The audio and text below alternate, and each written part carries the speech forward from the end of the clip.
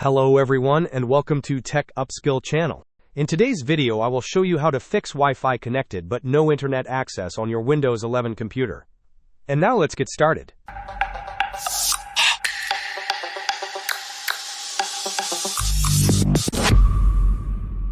If your Windows 11 computer shows that it is connected to Wi-Fi but you cannot access the internet, do not worry. We have a few effective solutions for you.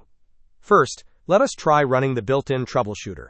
Right-click on the Start button, and then select Settings from the menu that appears. Once in Settings, navigate to the System tab.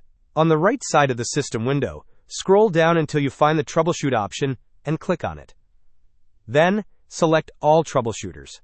You will see a list of troubleshooters. Find the Network and Internet Troubleshooter and click the Run button next to it. Follow any on-screen prompts to complete the troubleshooting process. If the troubleshooter does not resolve the issue, the next step is to update your network drivers.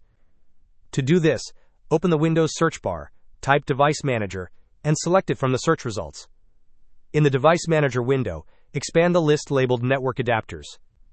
Locate your network adapter, which might be named something like MediaTek, and right-click on it. From the context menu, choose Update Driver. Then, select Search automatically for drivers.